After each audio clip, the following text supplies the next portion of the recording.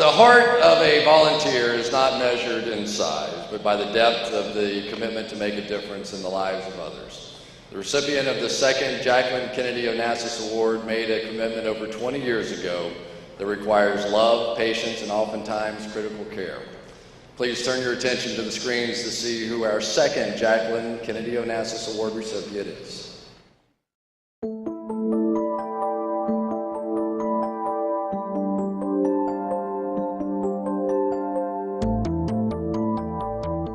The Jefferson Awards is proud to award a Jacqueline Kennedy Onassis Award to an extraordinary woman who provides much-needed care and attention to foster infants and children who are medically fragile. Her name, Karen Broughton.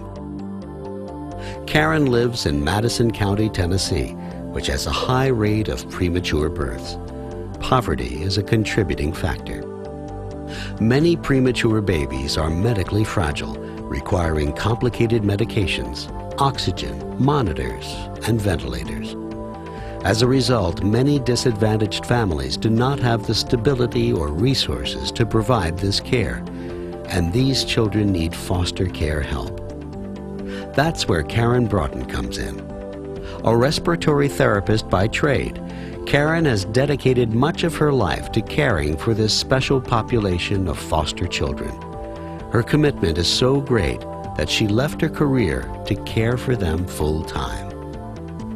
Over the past 20 years, Karen has cared for more than 100 medically fragile foster children. Many times she spends from her own pocket to help cover a child's medical care when bureaucratic red tape delays much-needed medications or supplies. According to one pediatrician familiar with Karen's work, many of the children would not have survived had it not been for her attention and care. The Jefferson Awards is proud to salute Karen Broughton.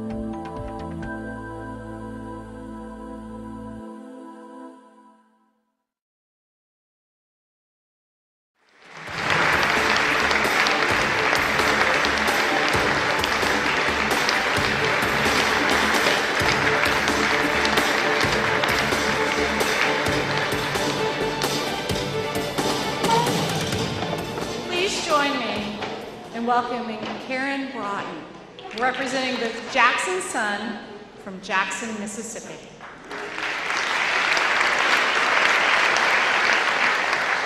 I know you've all heard it, but I'll have to say it. I'm so honored and so humbled. In what I do, it's a very solitary lifestyle. We don't get out much. Our children can't be exposed to the community. We go to doctor's appointments, and that's about it. So I live a very isolated world, and to be in such a large audience, it's a little uncomfortable. But I feel so honored, and I appreciate it. And thank you for all that everybody else does, too. Thank you.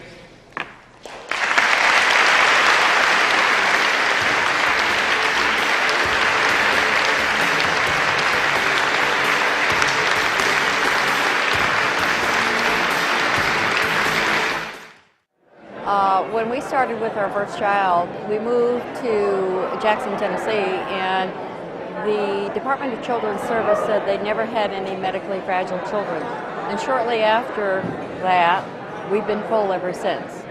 So to beginning to here, it's been amazing. It's been wonderful. It's amazing all the children.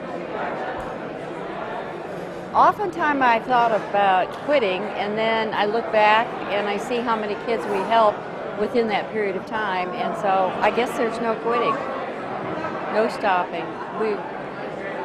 I guess we're meant to do this.